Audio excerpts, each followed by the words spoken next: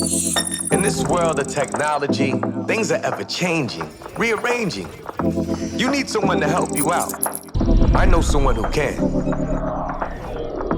Come and take a journey with me as we go through the land of technology. You'll never be alone. You'll be with Paul Amadeus Lane in the tech zone. Let's talk about the environment and what our next company that we ran into at CES 2019 are doing to make us safe in all the meaning of. Joining us, great company, SeetyZen. We have Marketing Director Raymond Lee. We have COO Stefan Blachett joining us from SeetyZen. Welcome, guys. How you doing? Good, thanks. Good, thanks. Thank you to welcome us. Now, you know, Stefan, I'm going to let you just talk for a second, because I tell you, my listeners just love a French accent. You make me look good. And Raymond, your accent too, is that New Zealand or Australian? Australian. Wow. See, you guys make me look good today. Thank you. They hear my American accent, they're like, okay, Paul was just boring, he's lazy. I want to talk. Not at all. So, Stefan, let's talk about you being here at CES 2019 and tell us a little bit about your company. Okay. I want to speak about SeetyZen. SeetyZen is a new startup since we started 1 year ago, and what we want to answer and to help the citizen to make choice about their life around environment parameters. Means that we want to be able to give them the possibility to choose, for example, the school of the kids, their next home, according with some information about environment. Wow, that's awesome. And Raymond, when it comes to this type of technology, what is the best way to introduce it out there, especially here at CES? Well, for me, it's environmental parameters are increasingly becoming more and more true in people's minds. So when Stefan talks about schools and places of employment and where people live, right now, a lot of people don't consider air pollution or noise pollution as determining factors because they're invisible. You can't see these pollutants. So with SeetyZen, we hope to make these invisible pollutants visible. And we believe in the future, environmental parameters will be part of a decision-making sets of people. Yeah. And when we look at the environment, and I know there's a lot of, I guess, a lot of people have different opinions about the environment, things like that, but I believe a clean environment is always the best environment, and also having tools out there to help us to make sure the environment is fine and clean for our children and things like that. I'm all for that. It's something I really believe in. How do you help others to see the need to make sure that the environment is clean and safe, and how does your product, help meet that challenge? Stefan? Yep. It's more and more in the press, that's for sure. The United Nations have a whole area advertising and talking about this to increase its awareness around the world. My kids at school are learning about it in primary school. So yeah, it's becoming more and more part of the consciousness from a young age all the way up to our ages. Yeah. And so we develop a new kind of sensor. What we want to have is to be able to do some noise measurement, but also some air quality measurement. We have dust inside where you can do some measurement for dust, but also we think that safety is very important. So we have inside this system we have threats detection. So typically we can detect a gunshot, we can detect a breaking glass, for example, we can detect a crash accident. So we want to mix environmental parameters but also safety parameters. And wow. So you mix into the safety element of it too, because we know here in the United States there's a lot of violence here when it comes to school shootings, a lot of acts of violence. I hate to talk about it, but I mean it's real talk. It's something that we see every day, and this piece of innovation right here, it can save a lot of lives. Potentially, yes. Potentially. Yeah. But it gets better when there's more than one pod. Stefan's holding up one device. So we see a future where maybe there's 10, 20, 50 of these scattered throughout a community, all gathering that multi-parameter data and running it through a sophisticated artificial intelligence program to create what we call an ACOM wellbeing index, so that for the first time individuals on their phone have the ability to make decisions based upon the parameters of noise, dust, electromagnetic radiation and threat. Typically, if tomorrow you want to move in a new house, you have different criteria. You have a surface, you have the number of bedrooms, for example, the cost, of course, the location. But if you take care about environment, you have nothing, no information today. So what we want to do at the end is to be able to give this information, something simple to the citizen. For example, number between 1 and 10, 10 is very good, 1 is very bad, and to be able to make a choice about the next location, next house, to be sure that it's in according with what you want.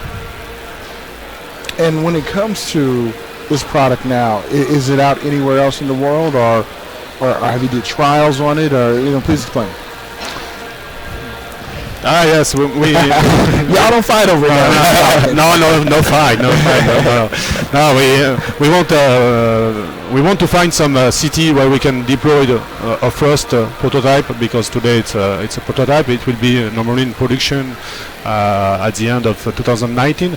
So we are looking for a city, because it's really for the next generation of city, what we call smart city, and to do the first test in real life. It's very important. Now, does the city need to be 5G for you to? No, yes, we say 5G. 5G is really the future, but it's what we talk about in CES. I know that 5G is very important. We work today with 3G, 4G modem. It's very difficult to find a 5G and 5G modem for this type of stuff. But yes, we need to deploy. There is communication inside to be able to send data. But what is very important is it's multi-parameters. It's avoided to put one device for acoustic, one device for air quality, one device for security, because it's cool to put a lot of devices like this in the city to get information and so on. But if you have 1,000 in acoustic, 1,000 in air quality, you have to maintain. So you need to maintain all these devices and go on the field sometimes and see if it works well and so on. So the idea is to put all in the same, all in one. Wow, I love it. So looking at the environment, looking at safety, looking at a lot of things. This could probably help out in natural disasters too, correct? Why Maybe? not? Why not? Maybe? Well, maybe we can think about. See, I'm giving you all these ideas. And Thank you. And I didn't even make you sign an NDA. Where's my NDA? No, I'm just joking. No, but I like what I like about just the concept that you guys have is amazing. And that's one thing about CES. You can bring a device here, and you can help people see. Say, this is our device right here. This is what we want to do. And this is where we want to see it Exactly. at. Yeah. And it's amazing to have this playground at CES to do it. Yes. Fantastic. It's really fantastic. There's already been a number of people that have visualized where else this could go, and that excites me as well. Stefan's talked about cities being a trial. I'm actually excited to see who will be the first entrepreneur to see how this type of technology can enhance their own product offering. Yeah. They might not even realize that monitoring environmental parameters can actually enhance their existing service or product delivery. That leap of faith could be a very good commercial leap of faith as well. Wow, when you said that, I was like, okay, that makes a lot of sense. And which industry or business do you think that this could work for? One that really excites me, because I have young children. I've got a 6-year-old and 10-year-old, and we were lucky enough to live in an area where there's a great school. But theoretically, schools, private schools, for example. In many private schools, I know in Australia, for example, it's a bit of an arms race. Who's got the biggest swimming pool? Who's got the biggest gymnasium? Who's got the biggest grounds? But I'm waiting to see who will be the first private school in the world to use environmental monitoring as a tool to demonstrate to the parents and the students that they have a wonderful learning environment, not just because of the big pool, but because the air they breathe is clean and there's not much dust and the noise is at a good level. See, when I was growing up, I judged the school by the cafeteria. if they had like the Hostess snacks, if they had the burgers, and I was there. But I definitely understand, Raymond, when it comes to that, because especially as a parent, Yes. you know, sending your young children to school, you want to make sure they're in the safest environment. Exactly. Yeah, exactly. Exactly. The most cleanest environment when it comes to certain things. And Stefan, as a COO and the company, when did you guys start this company? Sorry, when did the company begin? It beginning of 2018. It's a very young company. Wow, so you guys right at the inception. That's really cool. And where did the idea come to create this company? I think it was because I was before involved in noise already, noise business. And I thought it was quite important to add with noise, to add air quality, other kind of pollutants. And so we started with this idea to put everything in one sensor, but also the last idea is to have this index, this well-being index. And we meet a company, a French company, ACOM. It's a big group who do monitoring already in environment, and they help us to start. I love it. I love the name of it too. SeetyZen. Like you want to get zen. Like I'm. You know what? We spend a lot of dollars to find the name. I love it. So, how can one find out more information about the company? Maybe they want to get involved in. Are you gonna have a Kickstarter program? Or you have, what do you guys have planned? Right now, like I told you, we are looking for the first customer, and it's very important for us. We have prototype now. We need to deploy it. So if there is a city very interested by this concept, we are ready to talk. Of course, you can come on our website, www.SeetyZen.io. You can let us a message, no problem. We will answer very quickly. But SeetyZen is spelt with a bit of a twist. Yes. Yes. Sorry. Yes. Tell us about that twist. So it's C, that is SeeTyzen.io.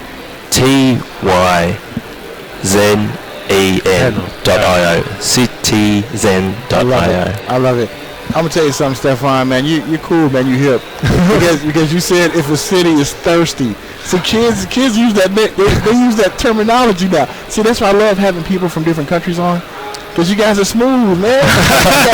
Did we say something we should have said?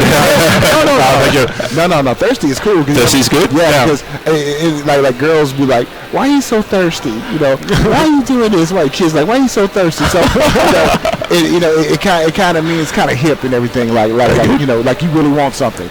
So we want cities to be thirsty when it comes to SeetyZen. So we can get these deployed. I think this is an amazing concept. I think this is amazing. I think you're in the right place, so that people can find out more about this and everything. And thank you guys so much for joining us. And I wish you guys much success. Hey, let's do this. Why don't we have you on the show again later on in the year? Wonderful. We'll link up. You can let us know how it's going, and maybe we can get some more cities out there thirsty. What do you guys say? That'd be excellent. So cool. That'd be excellent. Thank you very much to welcome us. Really. Thank you, Paul. We appreciate it. Once again, I'd like to thank Raymond and Stefan for joining me and to share their vision, their innovation, and how tech is really worldwide, folks. I don't know how many times I have to preach this, but there's so much tech around the world, different countries and different companies out there. And if these devices make it to municipalities out here, think of the good that it could do. Huge shout out to them and SeetyZen. And look forward to having them on later on this year on the show, see how things are going. All right. When we get back, more show here on the Tech Zone, more technology. I am Paul Amadeus Lane, and you are in the Tech Zone. Be back after these messages. In this world of technology, things are ever changing, rearranging. You need someone to help you out. I know someone who can. Come and take a journey with me as we go through the land of technology. You'll never be alone. You'll be with Paul Amadeus Lane in the tech zone.